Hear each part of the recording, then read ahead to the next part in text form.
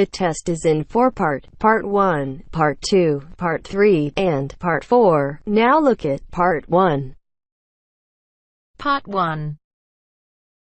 You are going to hear a customer inquiring about different types of radio. First, you have some time to look at questions 1 to 4. You should answer the questions as you listen, because you will not hear the recording a second time. Listen carefully and answer questions 1 to 4. Yes, madam. How can I help you? I want to buy a radio. It's a present for my daughter. One moment, madam. I'll show you what models we have in stock. Thank you. This one's very popular. The Club Tropicana. The Club Tropicana. It's certainly very colorful, isn't it? The colors are very popular with children. It comes in pink, orange, and green. Oh, yes, I think she'd like that. And it's got a CD player and a clock. Does the clock have an alarm? My daughter is terrible at getting up in the mornings.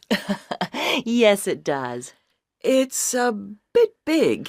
That's because it has 4 built-in speakers, madam. How much is it?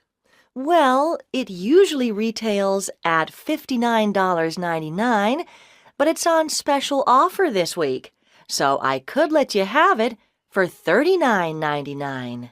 $39.99. Not bad. Anything else?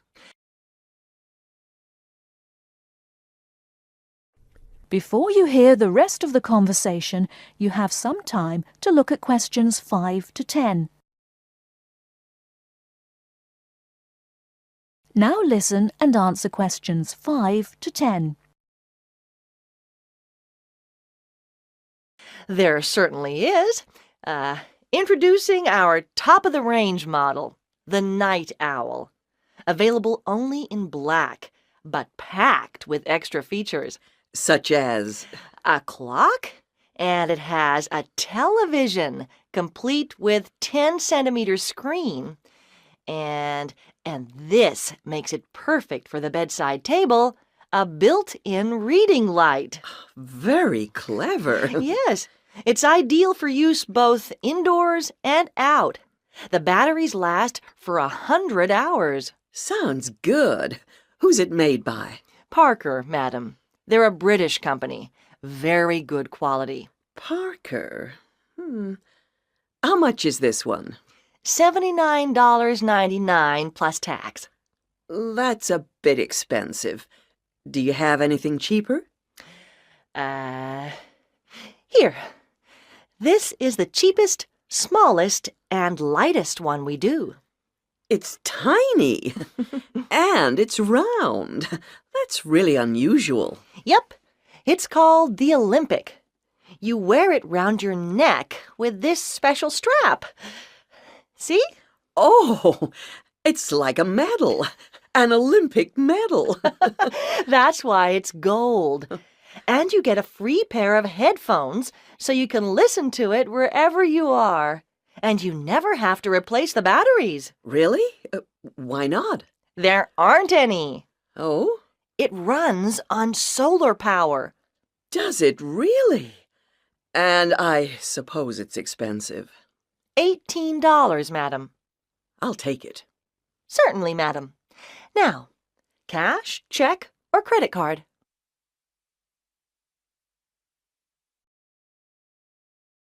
That is the end of Part 1.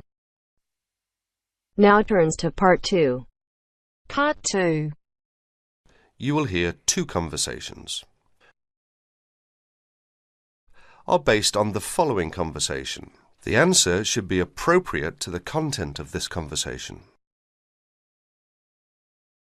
First, you have some time to look at questions 11 to 15. Now, listen carefully and answer questions 11 to 15.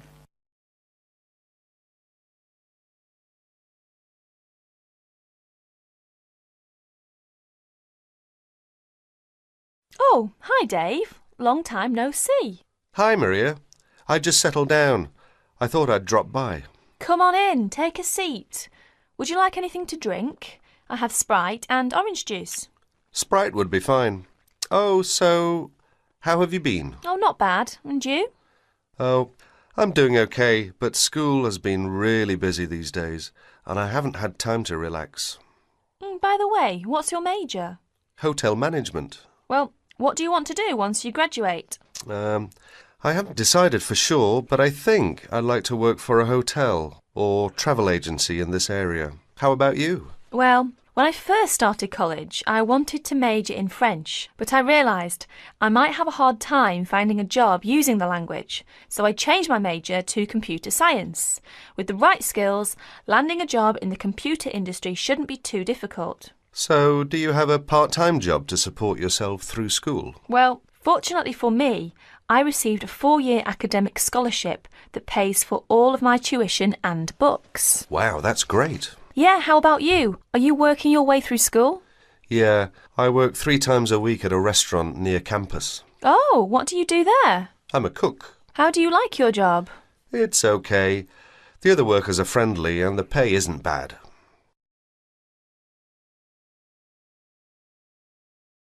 Before you hear the rest of the talk, you have some time to look at questions 16 to 20. Now listen and answer questions 16 to 20. Several days later, Dave and Maria met on campus. So what do you want to do tomorrow? Well, let's look at this city guide here.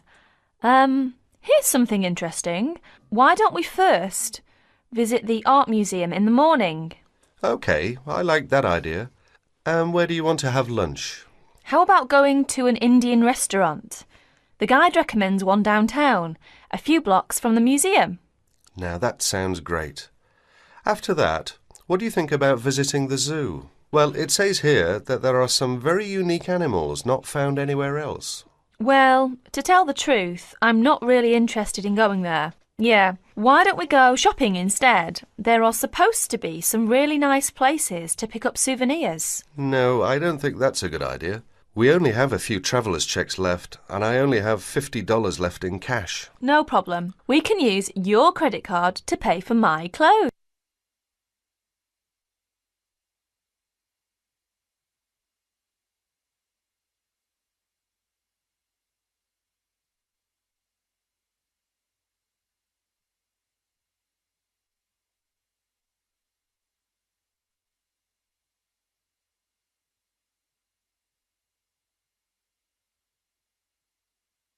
Now turns to Part 3. Part 3. You'll hear a tutor and a student talking about the history of the scientific method. First, you have some time to look at questions 21 to 25.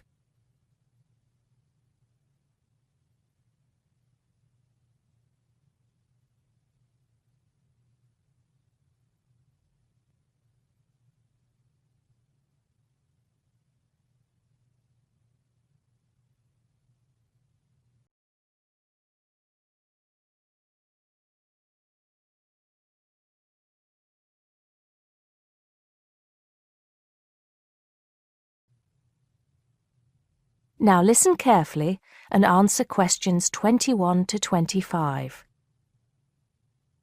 Hello, Simon. Come in. Take a seat. Now, I wanted to talk to you about your assignment. Yes, the one on the scientific method. That's right. I just wanted to see how you were getting on. Well, I think it's fine. I mean, I haven't done a huge amount of work on it because I've been working on other things. But what I've read so far seems To go through all the references in detail, you'll still have an overview. What has helped you most so far? I've managed to have a look at 3 of them. I thought that Johnson made some good points, but it was hard to follow the line of her argument. Bradman was simple and straightforward, and I felt as if I got a lot out of that. I wish I could say the same for Whitaker. To be honest, I didn't get very far with that. OK, that's more or less what I'd expect. So tell me, what have you learned so far about the role of the Egyptians and the Babylonians? Yes. Well, there's evidence that the basic components of the scientific method, examination, diagnosis, treatment, and prognosis, were being used in the early 1600s BC, especially in the treatment of certain illness. Good. Yes, that's right. And the point, of course, is that that represented a considerable advance over relatively simple, non-empirical approaches, which usually attributed anything unknown to the actions of the gods, etc. Of course, the Egyptians and Babylonians did this as well, but what we see emerging here is a willingness to base opinion on systematic study of the real world, which is at the root of the scientific method. I see. Right, yes. And then that reappears later. Yes, although don't get carried away with the idea that it was a simple process of development. By the time we get to ancient Greece, let's take the period towards the middle of the 5th century BC, the rules governing the scientific method were practiced on a widespread scale, but there were still many people who believed that real truth could only be acquired by pure rational thought. Plato, of course, had a great influence on the development of the scientific method during this period. Through his academy. That's right. But then, as we know, 26 to 30.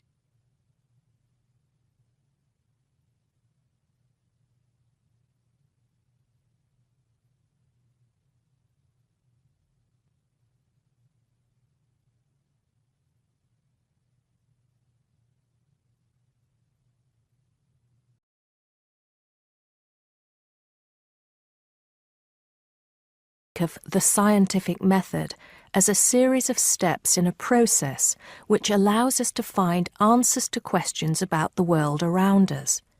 So the first step is to identify the problem. What is it that you want to know or explain? And then I think the next step is designing an experiment.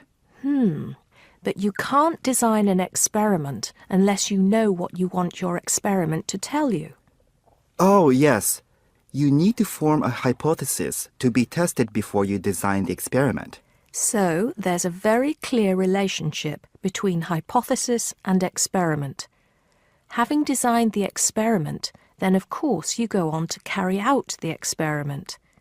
The particular procedure you follow, the protocol, will differ from experiment to experiment, but the underlying principle is the same. You analyze the data from the experiment in order to confirm or disprove your hypothesis. Assuming the experiment is accurate. Oh, yes. If there's anything unusual about the data, or if the results are at all surprising, then you need to ask yourself whether the experiment could be flawed and whether the data could be unreliable. If the answer is yes, then it may be necessary to modify the experiment and go through the process again. So, once you have reliable, valid results, Then the final step is to communicate them. The wider scientific community needs to know about the results, and publication in journals is the accepted way. okay, I think I've got the basics. It's going to get more complicated as we begin to look at some people who have criticized the scientific method.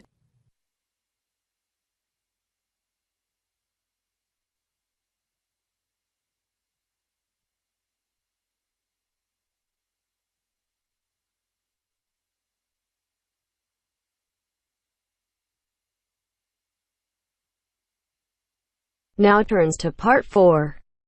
Part 4. First, you have some time to look at questions 31 to 40.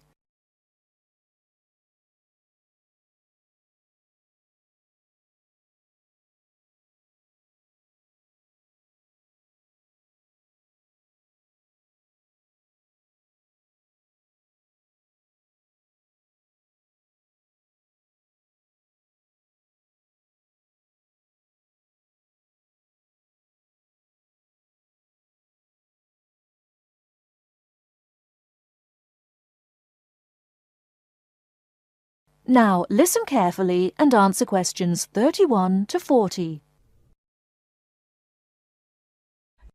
Hello and welcome. My name's Carolyn Tan. Just as there are a great number of different courses and places to study here, the teaching methods used and the skills you need will vary, depending on the subject you study and the college or university you attend. All courses vary, but most include some of the teaching that you will come across, like workshops, group work and practical work, but I'll describe the three main types for now. I'll briefly describe what they are and try to give you some helpful advice in dealing with them. Let's start by looking at lectures. These topic. Secondly, to introduce new topics for further study or debate, and thirdly, to give you the most up-to-date information that may not be included in textbooks. So as you can see, it's essential to go to lectures.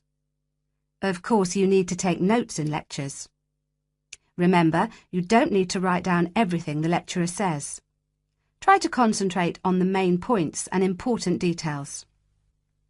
Most lecturers use stories, examples, and even jokes to illustrate a point, and you shouldn't write these down. When you take notes in lectures, abbreviations and symbols for common words and terms can help you write faster. If there is something you don't understand, make a note to ask after the lecture or in a tutorial.